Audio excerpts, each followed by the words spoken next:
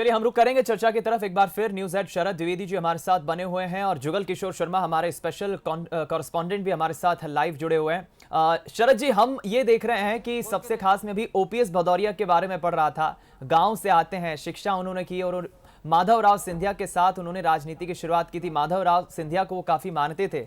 हम ये देख रहे हैं कि बीजेपी के कई ऐसे सीनियर विधायक जो 6-7 बार विधायक रह चुके हैं लेकिन वो मंत्री नहीं बन पाए, और दूसरी तरफ ज्योतिरादित्य सिंधिया ने कई ऐसे विधायक हैं जो पहली बार में ही विधायक रहे और अब मंत्री भी बन गए। ओपीएस भदौरिया, सुरेश धाकड़ और साथ ही साथ गिरिराज दंडोतिया, ये नाम काफी चौंकाते हैं। यानी कि ज्योतिरादित्य सिंधिया एक तरह से धूमकेतु की तरह बनकर उभरे हैं।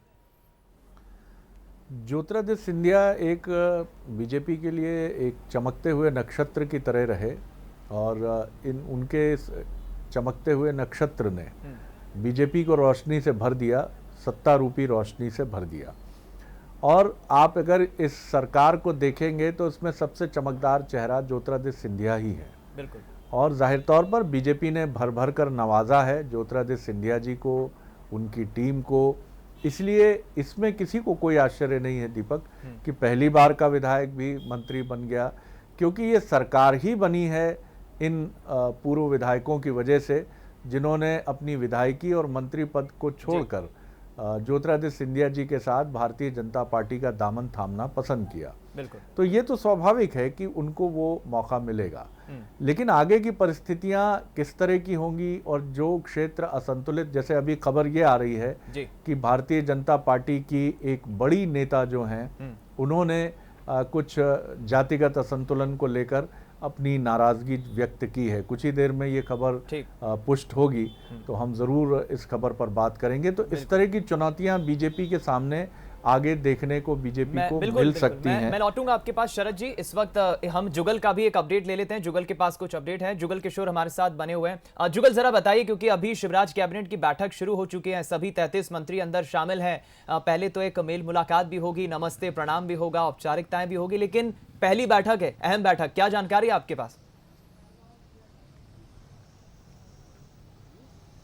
देखिए, पहली कैबिनेट बैठक जो है उसमें मुख्यमंत्री शिवराज सिंह चौहान का संबोधन है, और जो हमारे पास जानकारी मिली है उन्होंने सभी जो मंत्री पद की शपथ ली है उन सबको बधाई दी है। उन्होंने वक्रतुंड महाकाय का एक श्लोक पढ़ते हुए उनको कहा है कि प्रदेश के भलाई के लिए ही हमको काम करना है, परिश्रम की पराकाष्ठा करनी है, एक भी क्षण व्यर्थ ना हो, इसके लिए हर क्षण जनता के लिए होना चाहिए। उन्होंने ये भी कहा है कि कोई मंत्री अपना स्वागत ना करवाए, कोरोना काल चल रहा है, भीड़ ना जुटाए। उन्होंने 2-3 चीज़ें बड़ी महत्वपूर्ण कही हैं। उन्होंने कहा है कि आप लोग काम का तनाव बिल्कुल ना लें, खुद के लिए भी समय निकालें, और उन्होंने ये भी कहा है कि मैं ना खुद चैन से बैठूंगा और ना किसी को चैन से बैठने दूंगा। तो निश्चित रूप से मुख्यमंत्री शिवराज सिंह चौहान का अपनी कैबिनेट को ये पहला संबोधन है। विस्तार के बाद जो कैबिनेट बनी है उसमें ये है, और उन्होंने साफ कहा है कोरोना काल चल रहा है, स्वागत नहीं होना चाहिए, ना चैन से आप बैठेंगे ना चैन से मैं बैठूंगा, जनता की भलाई के लिए हमको काम करना है।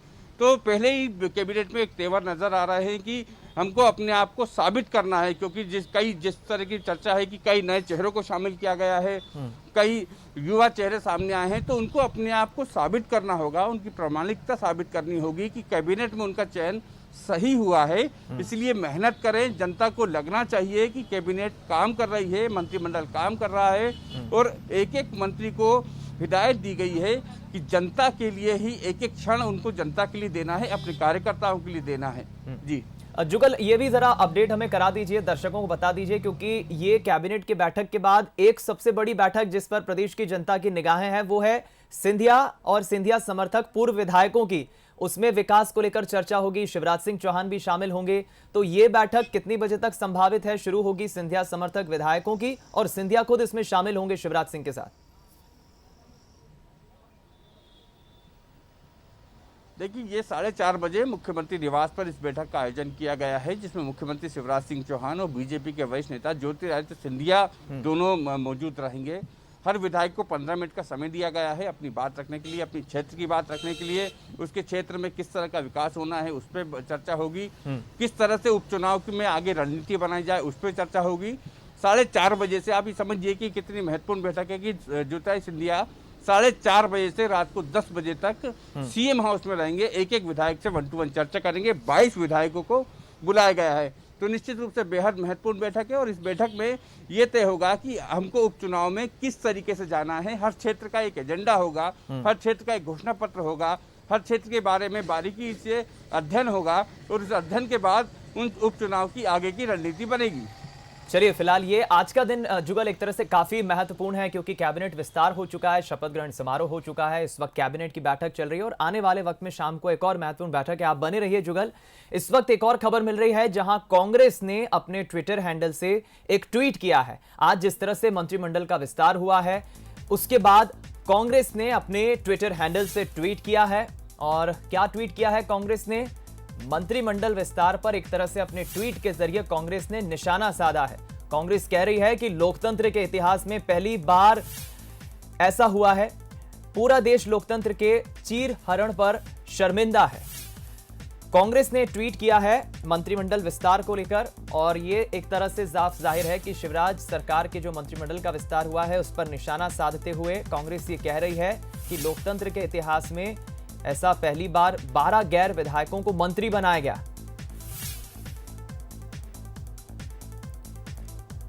तो जाहिर है कि कहीं ना कहीं एक बार फिर कांग्रेस को मौका मिल गया है और कांग्रेस कोई मौका नहीं छोड़ रही है। चाहे फिर वो शिवराज सिंह चौहान ने 23 तारीख को, जब 23 मार्च को मुख्यमंत्री की शपथ ली थी और मंत्रिमंडल का विस्तार नहीं हुआ था, उस मुद्दे को भी भुनाया। जब मंत्रिमंडल का गठन हुआ उसके बाद भी इसे मुद्दा बनाया और जब लेट लतीफी हुई मंत्रिमंडल के विस्तार में उसे भी मुद्दा बनाया। और आज जब चूंकि 33 मंत्री प्रदेश को मिल गए हैं, विस्तार हो चुका है मंत्रिमंडल का, तो आज फिर कांग्रेस ने ट्वीट करते हुए तंज कसा है और इसे मुद्दा बनाया है। हम रुक करेंगे, जुगल किशोर शर्मा हमारे साथ बने हुए हैं। जुगल, जाहिर है कि ये ट्वीट इस बातों ही बातों में कई सारे इशारे भी कर रहा है, कहीं ना कहीं ये संकेत भी दे रहा है कि कांग्रेस पीछे नहीं है क्योंकि कांग्रेस की नजरें उन 24 सीटों पर है और कांग्रेस की तरफ से कमलनाथ तो कल ही कह चुके कि हमारा मुकाबला बीजेपी से नहीं है, हमारा तो बीजेपी के उस संगठन से मुकाबला है। यानी तू डाल डाल में पात पात, कांग्रेस पूरी शिद्दत से लड़ाई लड़ रही है, चाहे फिर वो ट्विटर वॉर हो या फिर मुख से बयानबाजी का वॉर हो।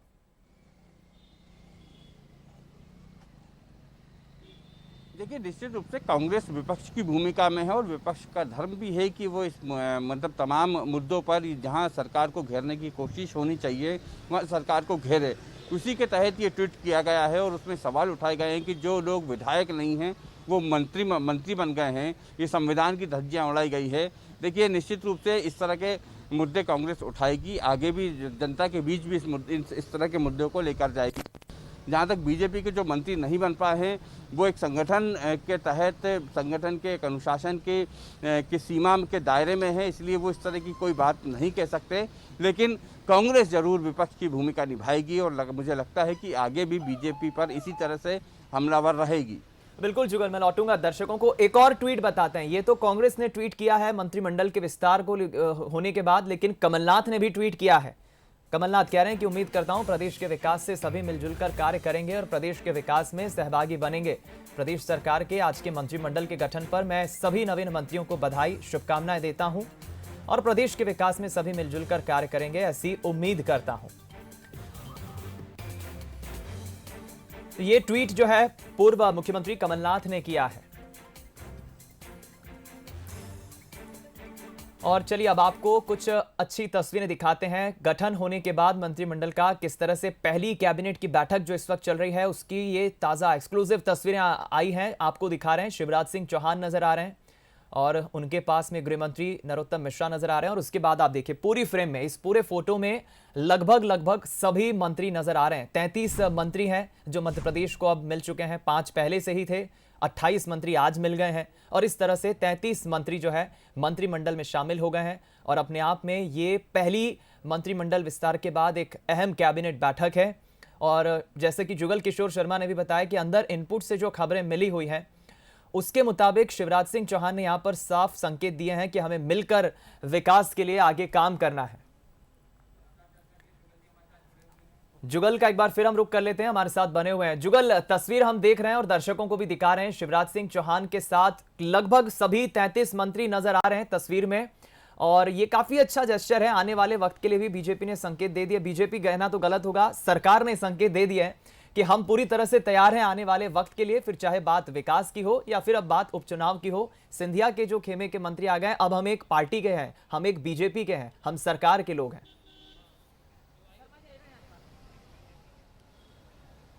जी हाँ, देखिए अब बिल्कुल सरकार के जो मंत्री बने हैं उनको ये मैसेज देना होगा कि उनका चयन सही किया गया है। उनको विकास का एक रोड मैप तैयार करना होगा, जनता के बीच जाकर खुद को साबित करना होगा, विपक्ष को करारा जवाब देना होगा, और जो नाराज हुए हैं कथित रूप से उनको भी ये बताना होगा कि हम सहयोग की भावना से और बेहतर काम करने की कोशिश करेंगे।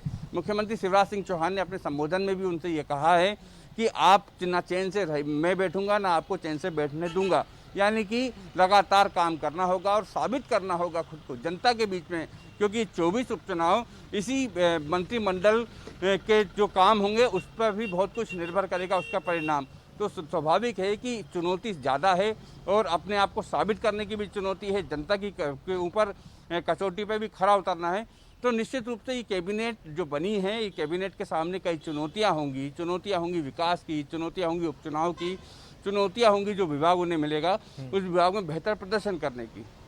जुगल, ये भी बताइए कि फिलहाल मंत्रिमंडल का विस्तार तो हो चुका है, लेकिन अभी लोगों के मन में एक बड़ा सवाल ये भी है कि आखिर पोर्टफोलियो यानी कि मंत्रालय की जिम्मेदारी किसे कब सौंपी जाएगी। हालांकि खबरें हैं कि कल तक ये लगभग स्थिति साफ हो जाएगी।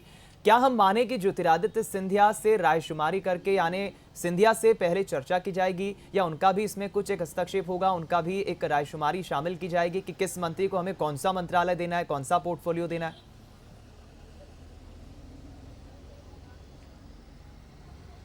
देखिए किस मंत्री को कौन सा विभाग देना है ये मुख्यमंत्री का विशेष अधिकार है, लेकिन शिवराज सिंह चौहान ज्योतिरादित्य सिंधिया की राय को बिल्कुल तवज्जो देंगे, उनकी राय को महत्व मिलेगा और वो जो जिस तरीके से सुझाव देंगे उसको अमल में लाया जाएगा।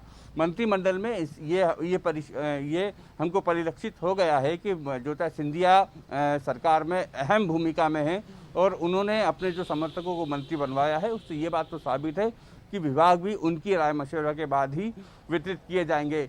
सीनियरिटी के हिसाब से देखा जाए तो गोपाल भार्गव सबसे सीनियर मंत्री माने जाएंगे, जो अभी आज का मंत्रिमंडल विस्तार हुआ है उसमें।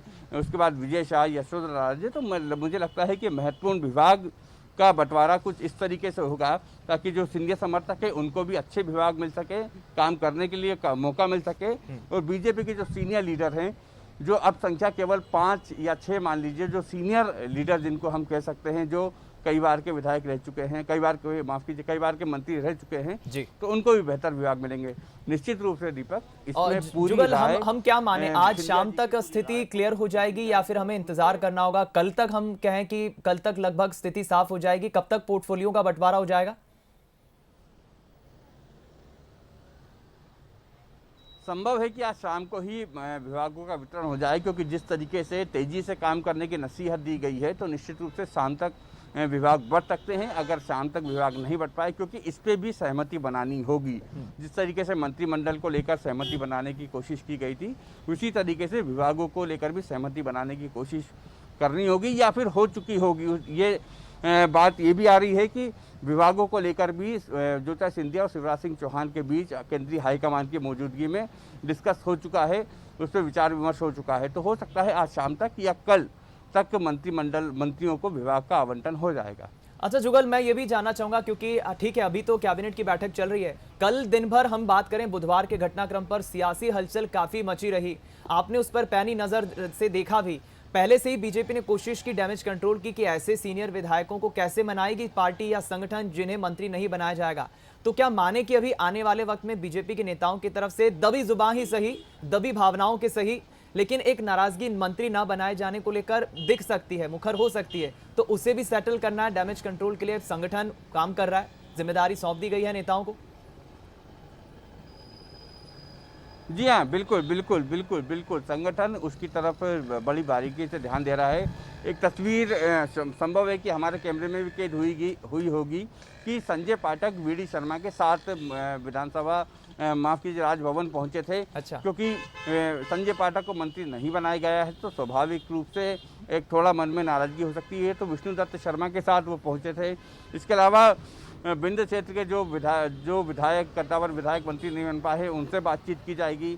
कई जो नेता जो इस दौड़ में शामिल थे उनसे बात की जाएगी।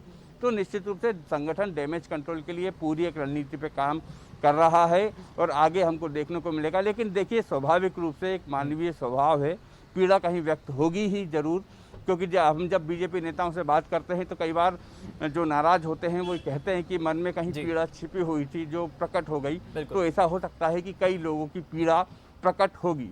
बिल्कुल ठीक कहा आपने जुगल। फिलहाल चलिए, आपका बहुत बहुत धन्यवाद बातचीत के लिए और तमाम जानकारी हम तक पहुंचाने के लिए। तो देखिए, फिलहाल बीजेपी ने तैयारी तो कर ली है डैमेज कंट्रोल की। इधर ज्योतिरादित्य सिंधिया आज भोपाल पहुंचे और मंत्रिमंडल जब विस्तार हुआ तो उसके बाद कुछ प्रतिक्रियाएं भी आई है। ज्योतिरादित्य सिंधिया की भी प्रतिक्रिया आई, अन्य नेताओं की भी प्रतिक्रिया सामने आई। आपको पहले कुछ नेताओं की प्रतिक्रिया सुनाते हैं। भ्रष्टाचार का आलम और प्रदेश को पूर्ण रूप से नुकसान पहुंचाने की कोशिश ये कांग्रेस की सरकार ने की थी। मुझे विश्वास है कि शिवराज सिंह जी के नेतृत्व में उनके जनसेवकों की टीम पूर्ण रूप से इस मध्य प्रदेश को राष्ट्र पटल पर स्थापित करने के लिए अपने आप को समर्पित करेगी। शिवराज सिंह जी को मैं मध्य प्रदेश की जनता से साधुवाद देना चाहता हूं कि इस मुश्किल समय में अकेले होकर भी कोरोना का सामना किया, किसानों के हित में कदम लिए। आज हमें ऐसा ही सेवक चाहिए मध्य प्रदेश में। ऐसा व्यक्ति नहीं चाहिए जो सिंहासन में बैठे, जो अपने आप को राजा महाराजा समझे।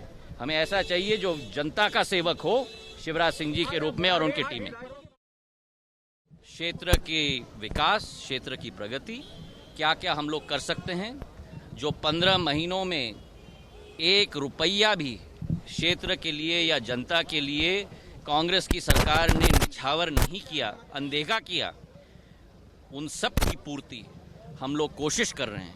मेरे अनुपस्थिति में भी शिवराज सिंह जी ने कई योजनाओं को झंडी दे दी, जैसे चंबल एक्सप्रेसवे की, जिसकी मीटिंग परसों हम लोग नितिन गडकरी जी के साथ हम लोग करने वाले हैं। तो विकास की गति, प्रगति की गति तेज रफ्तार से चलेगी मध्य प्रदेश में। ये ज्योतिरादित्य सिंधिया का प्रण और संकल्प है मध्य प्रदेश की जनता के प्रति। सुना आपने ज्योतिरादित्य सिंधिया जो क्षेत्र के विकास की, क्षेत्र की रफ्तार की बात कह रहे थे कि उनका विषय जो है और उनका फोकस भी अभी फिलहाल इसी पर रहेगा। और ये तस्वीरें आप देखिए, अब कैबिनेट जो बैठक इस वक्त चल रही है, शिवराज सिंह चौहान की अध्यक्षता में गृह मंत्री, स्वास्थ्य मंत्री नरोत्तम मिश्रा भी मौजूद हैं और तमाम वो मंत्री मौजूद हैं जो 28 मंत्री जिन्होंने आज शपथ ली है। 5 मंत्री पहले ही मिनी मंत्रिमंडल का जब विस्तार हुआ था, जिसमें कृषि मंत्री देखिए कमल पटेल नजर आ रहे हैं, तुलसी सिलावट नजर आ रहे हैं, गोविंद सिंह राजपूत नजर आ रहे हैं, इधर गोपाल भार्गव बैठे हुए हैं आगे की तरफ और यशोधरा राजे सिंधिया भी नजर आ रही हैं। इसके अलावा आप देखिए ओपीएस भदौरिया, तमाम जो नेता जो अब मंत्री बन चुके हैं, विश्वास सारंग और देखिए इमरती देवी, प्रभुराम चौधरी, ये सभी बैठे हुए हैं, शिवराज सिंह चौहान को सुन रहे हैं। और देखिए इनपुट से जो खबरें मिली, उमा भारती का रिएक्शन मिल रहा है। चलिए रुक करते हैं। उमा भारती कैसे भूल सकती, अभी नहीं बोलेंगे, अभी नहीं ना, यहाँ मुझे मध्य प्रदेश बोलना नहीं लग रहा और मैं लौट के वो मैं आके बोलूँगा। आपने एमपी को शायद कुछ बोला है? नहीं,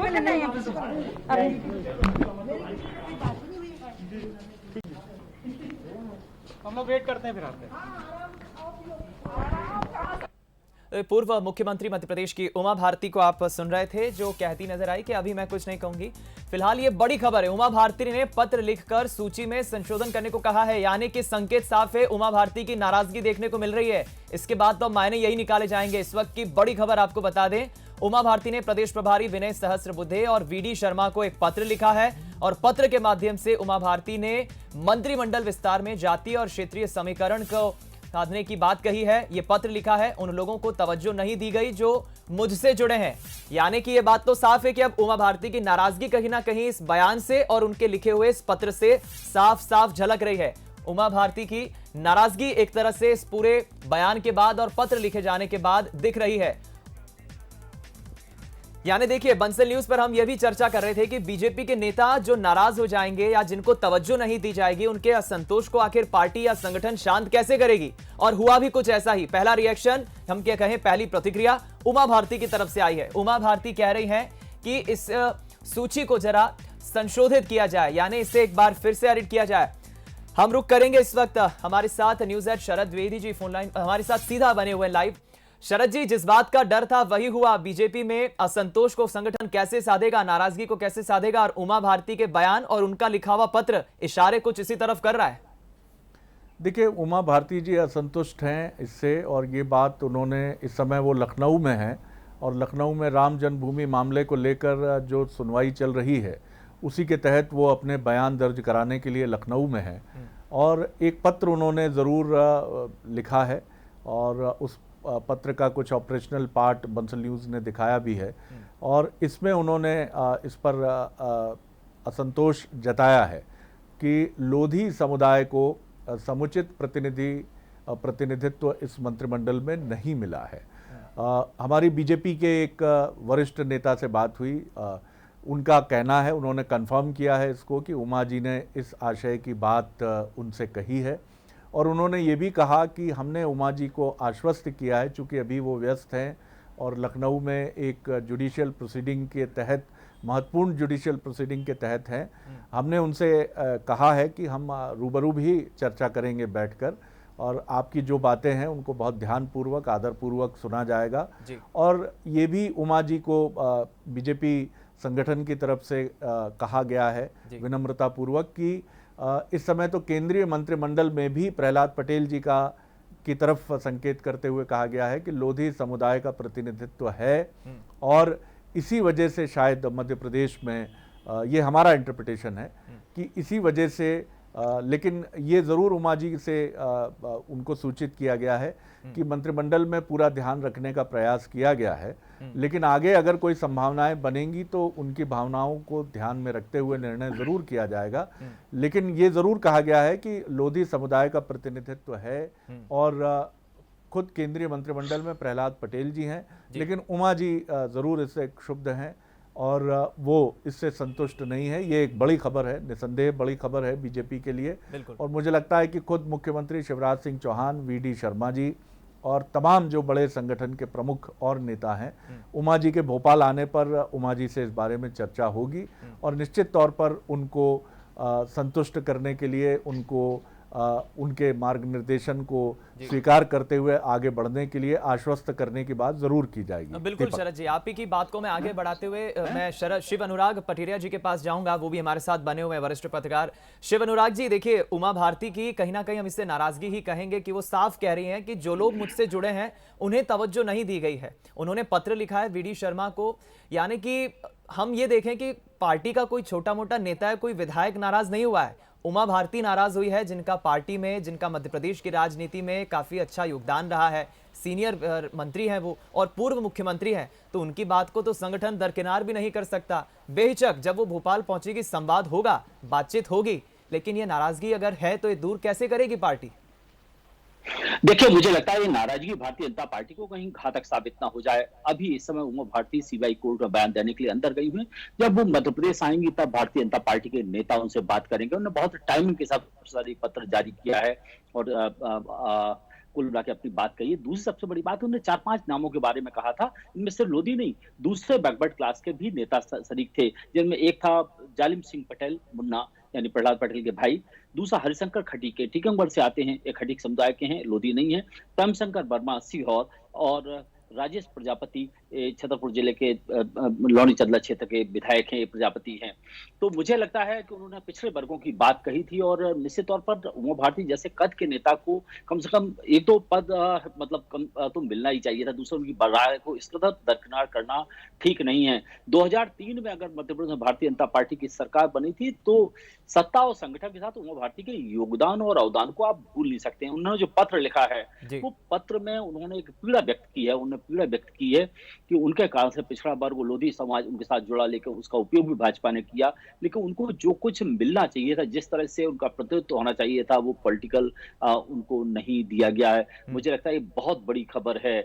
और कांग्रेस जिस तरह के इशारे कर रही थी कि मंत्रिमंडल का विस्तार तो होने दीजिएगा, तमाशे शुरू हो जाएंगे, मुझे लगता है उमा भारती को इग्नोर करना मध्य प्रदेश में भाजपा के लिए भारी पड़ सकता है। शिव अनुराग जी, आने वाले वक्त के लिए आप संगठन के लिए और बीजेपी के लिए कैसी चुनौती देख रहे हैं? क्योंकि देखिए, कई नेता, कई कार्यकर्ता कांग्रेस से बीजेपी में आए हैं, अभी तक उनकी विचार कांग्रेस को लेकर अलग थी, लेकिन जाहिर है कि हम उदाहरण से समझे कि दो नदियां जब मिलती हैं तो कुछ वक्त तक तो दोनों नदियों का कलर हम कहें या प्रवाह अलग दिखता है, लेकिन आगे चल के दोनों नदियों का पानी जब एक साथ मिलता है तो फिर वो एक ही रंग में, एक ही वेश में बहने लगती है।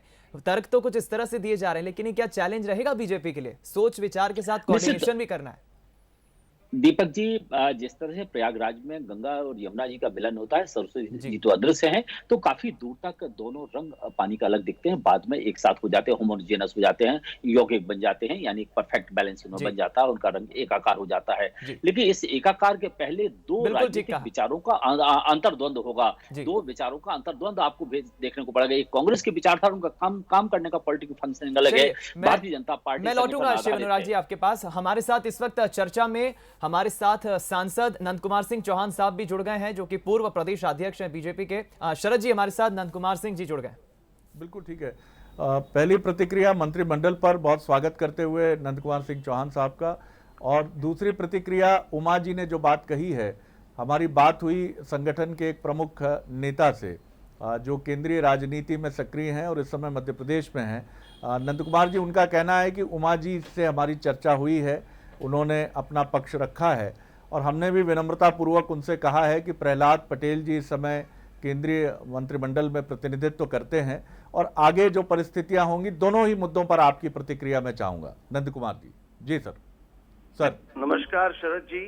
जी, आज मध्य प्रदेश मंत्रिमंडल का विस्तार हो गया जी, और देखिए, मंत्रिमंडल बनाना, उसका विस्तार करना और प्रदेश की बदली हुई परिस्थितियों में मंत्रिमंडल बनाना,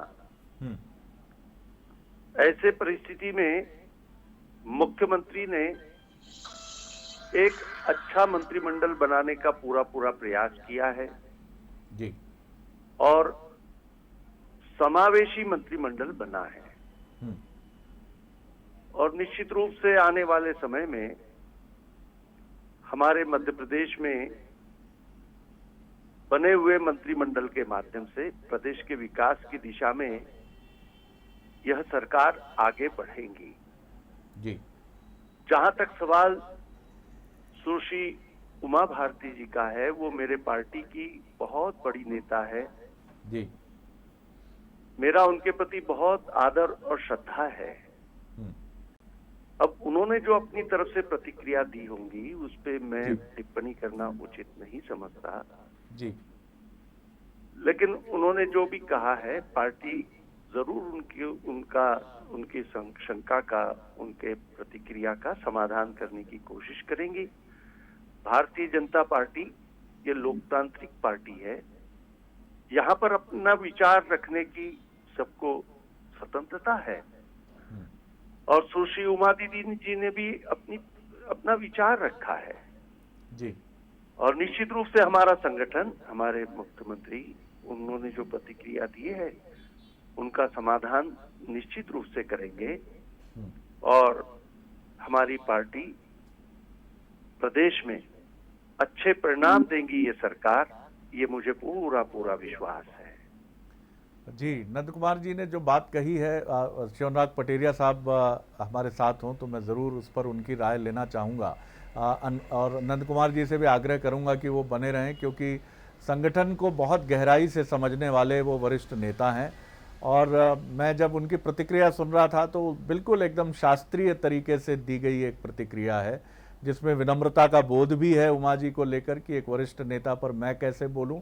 लेकिन उन्होंने ये भी कह दिया कि जो उनकी बात है संगठन उसको सुनेगा और अपनी बात कहने का अधिकार हर बड़े और छोटे नेता को है। पटेल साहब, यही बीजेपी की ताकत है। बीच में मैं जो बात हम कर रहे थे पहले, तो 2018 की ये बात है कि केंद्रीय भारतीय जनता पार्टी नेतृत्व के एक बड़े नेता से, बेहद बड़े नेता से हमारी बात हुई थी, तो उन्होंने हमसे ये कहा था कि आने वाले कुछ वर्षों में आप बीजेपी में एक बड़े परिवर्तनों को देखेंगे, निरंतर देखेंगे। और उन्होंने ये भी कहा था कि हम एक युवा नेतृत्व की श्रृंखला बीजेपी में शुरू करने जा रहे हैं, और ये न सिर्फ मध्य प्रदेश में होगा बल्कि ये तमाम उन राज्यों में होगा जहां बीजेपी की सरकारें हैं या सरकारें नहीं भी हैं। हम युवा नेतृत्व को आगे लाएंगे। एक बड़ी उन्होंने बताया था कि हम सत्ता हमारा ध्येय नहीं है, लेकिन हम परिवर्तन के लिए सत्ता को महत्वपूर्ण मानते हैं, इसलिए हम एक लंबी इनिंग खेलने के इरादे से न सिर्फ केंद्र में बल्कि राज्यों में एक निष्पक्ष भाव से अपना विस्तार करने जा रहे हैं। आप इस टोटल जो पूरा एक समग्र रूप से इस विस्तार को क्या आप उस प्रक्रिया के एक हिस्से के तौर पर देखते हैं जहां केंद्रीय नेतृत्व की एक बड़ी अहम भूमिका हम कहेंगे? जी पटेल साहब। शरद जी, संघ और संगठन का एक ध्येय बात है, आगे बढ़े चलो, संगठन गढ़े चलो। संगठन गढ़ने के लिए आपको नए लोगों को लाना पड़ता है, नए चेहरों के साथ आपको काम करना पड़ता है। मुझे लगता है परिवर्तन का प्रतीक है। आने वाले दिनों में मध्य प्रदेश में अगर आपको और बड़े परिवर्तन देखने को मिले तो किसी को आश्चर्य नहीं करना चाहिए। क्या 3-3, 4-4 बार लोग मंत्री बन गए हैं, उनकी बपौती है क्या? नहीं है। मुझे लगता है नए चेहरों को भी स्थान मिलना चाहिए, इसमें कुछ भी गलत नहीं है। जहां तक समायोजन का सवाल है, जातिगत और क्षेत्रीय समीकरण हमेशा कंप्लीट नहीं होते, पूरे नहीं होते। उमा जी ने अगर कोई सवाल खड़े किए हैं तो निश्चित तौर पर उनको संगठन एड्रेस करेगा, क्योंकि उस जंक्शन पर जहां अयोध्या में राम मंदिर बन रहा है, राम मंदिर आंदोलन की प्रणेताओं में से एक को, उमा भारती को, भाजपा दरकिनार नहीं करेगी, ऐसा मेरा सोच है। और अगर उन्होंने कुछ लोगों के नामों के बारे में कहा है तो वो मंत्री भले ही ना बन पाए हों, लेकिन कहीं ना कहीं उनको एकोमोडेट जरूर किया जाएगा। दूसरी सबसे बड़ी बात है, संगठन में गतिशीलता हो। कहते हैं ना, तालाब का पानी बदलता रहे तो तालाब का पानी सड़ता नहीं है। संगठन में नए चेहरे आते रहें तो स्थिरता का, जड़ता का भाव नहीं आता है। तो मुझे लगता है कुछ भी गलत भाजपा में नहीं हुआ है। भाजपा में परिवर्तन होना चाहिए था। पीढ़ी परिवर्तन जिंदगी का उसूल है और भाजपा उसी दिशा में आगे बढ़ रही है। कांग्रेस ने वो नहीं किया है, इससे कांग्रेस को दिक्कतें पैदा हो रही है। बिल्कुल, आपने बहुत महत्वपूर्ण तरीके से ये विश्लेषण किया है। नंद कुमार जी से ये आखिरी प्रश्न करके मैं धन्यवाद करूंगा। अनुभव और युवा, नंद कुमार जी, इसी का समन्वय भारतीय जनता पार्टी की ऊर्जा है, इसकी ताकत है कि एक तरफ जहां वरिष्ठ नेता हैं बीजेपी के पास, और उन वरिष्ठ नेताओं को बीते लोकसभा चुनाव में हमने ये भी देखा कि चाहे सुमित्रा महाजन जी हों या और तमाम बड़े नेता हों, सबने बड़ी गरिमा से शिरोधार्य किया उस निर्णय को जो पार्टी ने समेकित रूप से लिया, सर्वमान्य रूप से लिया। आप बहुत गहराई से समझते हैं भारतीय जनता पार्टी को, प्रदेश संगठन के भी एक पुरोधा रहे आप, महत्वपूर्ण दायित्व आपने प्रदेश अध्यक्ष का संभाला। आप किस तरह देखते हैं इस सोच को जिसमें युवा और अनुभव दोनों के साथ आगे बढ़ने की सोच है? देखिए, भारतीय जनता पार्टी का राष्ट्रीय नेतृत्व बहुत मंथन कर इस दिशा में अपने निर्णय करता है। वरिष्ठों का अनुभव और युवाओं की ऊर्जा जी, ये दो का कॉम्बिनेशन जो है वो किसी भी संगठन को शक्तिशाली, सामर्थ्यशाली बनाता है। और बीजेपी में आप यही अब देख रहे हैं, वरिष्ठों का अनुभव साथ में खड़ा है और युवाओं की ऊर्जा साथ में मिल रही है जी। ये कॉम्बिनेशन से संगठन शक्तिशाली बनता है, ताकतवर बनता है, गतिमान बनता है। और वही गतिमानता हमको संगठन में भी दिख रही है और सरकार में भी दिख रही है। आने वाले समय में अच्छे परिणाम के साथ मध्य प्रदेश सरकार मध्य प्रदेश के जनता के अरमानों को पूरा करेगी और निश्चित रूप से मध्य प्रदेश तेज गति से विकास के रास्ते पर आगे बढ़ेगा। जी, बहुत धन्यवाद करता हूं। नंद कुमार सिंह चौहान, सीनियर लीडर, सांसद और पूर्व प्रदेश अध्यक्ष हमारे साथ हैं। पटेल साहब से मैं ज़रूर ये जानना चाहूँगा, पटेल साहब, ये जो एक जिसको मैं फ्यूजन के तौर पर मैं देखता हूँ, अब वो फ्यूजन तो हो चुका है, सम्मिश्रण हो चुका है, लेकिन आप आगे किस तरह की भूमिकाएं आप देखते हैं? क्योंकि अब दो सबसे महत्वपूर्ण नेता, बल्कि मैं 3 नेता कहूँगा, मुख्यमंत्री शिवराज सिंह चौहान, नेता बल्कि आप इसको चौकड़ी कहें, शिवराज सिंह चौहान, ज्योतिरादित्य सिंधिया जी, सरकार के नंबर 2 डॉक्टर नरोत्तम मिश्रा और केंद्रीय मंत्री नरेंद्र सिंह तोमर जी। ग्वालियर चंबल से 2 बड़े नेता आते हैं बीजेपी के, डॉक्टर मिश्रा और नरेंद्र सिंह तोमर जी। एक समन्वय का सूत्र, यही बीजेपी की सफलता का मंत्र होगा। लेकिन ये बहुत बहुत बहुत सजग होकर, सतर्क होकर आगे बढ़ने वाला एक रास्ता है। इस पर आपकी टिप्पणी। शरद जी, सम्मिश्रण को यौगिक बन जाएगा तो कोई दिक्कत नहीं आएगी, और सम्मिश्रण रहेगा तो उसके जो एटम है, उसके जो कण है, वो टकराते रहेंगे। सम्मिश्रण में कई बार परिवर्तन की गुंजाइश रहती है, लेकिन दूध और पानी या दूध और शक्कर जैसा कोई यौगिक बन जाए, आपस में मिल जाए, तो उसका अलग करना कठिन होता है। आने वाले कुछ दिनों में, साल 6 महीने टीथिंग प्रॉब्लम्स होंगी। जैसे घर में नई बहू आती है तो उसको घर के परिवार संस्कार समझने में थोड़ा समय लगता है। वो कहते हैं 2 कदम तुम भी चलो, 2 कदम हम भी चलें। तो सिंधिया के समर्थकों को भी 2 कदम भाजपा के साथ आगे बढ़ना पड़ेगा, उनकी रीति नीति के साथ आगे बढ़ना पड़ेगा, और भाजपा को भी मानना पड़ेगा कि जो लोग उनके साथ आए हैं, उनका जो उद्भव, तालीम और तरबियत जो है, वो कांग्रेस के साथ हुई है, इसलिए उनको भी हमें अकोमोडेट करना है, उनके कल्चर के साथ अपने आप को अकोमोडेट करना है। मुझे लगता है एक मध्यम मार्ग अगर अपनाया जाएगा तो चीजें आगे बढ़ेंगी, अन्यथा साल 6 महीने बाद टकराव प्रारंभ हो जाएगा। जी जी जी। और आप किस तरह से देखते हैं इस कैबिनेट को? आप जो सिंधिया जी का एक प्रभाव दिखना है, वो तो दिखना बहुत स्वाभाविक था और उसमें कोई आश्चर्य की बात नहीं है, लेकिन और जो चेहरे आप देखते हैं, जैसे हम देख रहे हैं कि महाकौशल और विंध्य, उसका जितना प्रतिनिधित्व अपेक्षित था, और बुंदेलखंड की भी अगर बात कर लें, कुछ हिस्सों की, सर्टेन एरियाज़ की, तो वहाँ से वो प्रतिनिधित्व शायद उस रूप में नहीं, लेकिन महाकौशल और विंध्य, वहाँ स्थिति आप किस तरह देखते हैं क्षेत्रीय संतुलन की दृष्टि से मंत्रिमंडल को?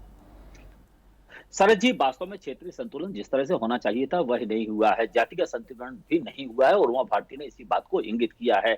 सबसे बड़ी बात है कि अनुभव को आप दरकिनार नहीं कर सकते हैं। कमलनाथ जी ने जो गलती की थी, मुझे लगता है भाजपा के नेतृत्व ने वही गलती की है। अगर आप अनुभवी हैं, आप पुराने हैं, तो आप फेज आउट धीरे धीरे करिएगा। एक साथ अगर आप करेंगे तो मरमर होगी, कोई थोड़ी बहुत दिक्कतें होंगी। मुझे लगता है भाजपा का संगठन इसको एड्रेस कर लेगा, भाजपा का संगठन इसको समझ लेगा, और इनफ कैपेबल हैं वो लोग कि इसको ठीक करने में। लेकिन मुझे लगता है धीरे धीरे फेज आउट करते, कहते हैं ना, क्रमबद्ध तरीके से चीजें ले जाते। एक साथ आपने तमाम बड़े मंत्रियों को बाहर कर दिया है। आज स्थिति ये बनने वाली है कि सिंधिया के हमें के ज्यादातर पुराने मंत्री हैं, भाजपा के जो नए मंत्री आए हैं उनके साथ चेक बैलेंस कैसे करेंगे। दूसरी सबसे बड़ी बात है, मात्र संगठन भले ही ताकतवर हो, लेकिन जब पॉलिटिकल कल्ट का मामला आता है तो आपको समान लोगों को चेक बैलेंस के लिए लगाना पड़ता है। और कहीं ना कहीं इसमें मुझे लगता है भाजपा को सजग और सक्रिय रहना पड़ेगा। खुद मुख्यमंत्री शिवराज सिंह जी को सक्रिय रहना पड़ेगा, डॉक्टर नरोत्तम मिश्रा को सक्रिय रहना पड़ेगा, क्योंकि असंतुष्टों को आप कुछ भी कर लें। बुंदेलखंड में कहा जाता है कि बूढ़ों को बारात में ले जाइए न ले जाइए, लेकिन उनकी सलाह जरूर लेते रहिएगा, क्योंकि कई बार बारात में ऐसे प्रसंग आते हैं कि आप उनको जवाब नहीं दे पाते हैं। तो मुझे लगता है जो सीनियर मोस्ट एमएलएज हैं, फॉर्मर मिनिस्टर्स हैं, उनको कहीं ना कहीं ऐसी स्थिति में भाजपा को जरूर रखना चाहिए, ताकि वो अपना मशविरा दे सकें, अपनी बात कह सकें, अन्यथा दिक्कतें पैदा हो जाएंगी। जी, बहुत धन्यवाद करता हूं शौनक पटेरिया जी इस बातचीत के लिए। दीपक, मैं आपकी तरफ लौट रहा हूं। जी शरद जी, बिल्कुल जाहिर है, और चर्चा से एक सार तो ये जरूर निकला है कि आने वाले वक्त के लिए संगठन की हम बात करें बीजेपी के, तो खास तौर पे तिकड़ी तो नहीं पर अभी चौकड़ी हो गई है, जिसमें शिवराज सिंह चौहान, ज्योतिरादित्य सिंधिया, इधर नरेंद्र सिंह तोमर, और इसके अलावा नरोत्तम मिश्रा जो भी गृह मंत्रालय संभाल रहे हैं। इनके ऊपर अभी जिम्मेदारियां हैं, एक तरफ है सरकार और एक तरफ है संगठन। सबको साथ में लेकर चलना है और समन्वय के साथ कोऑर्डिनेशन बनाना है।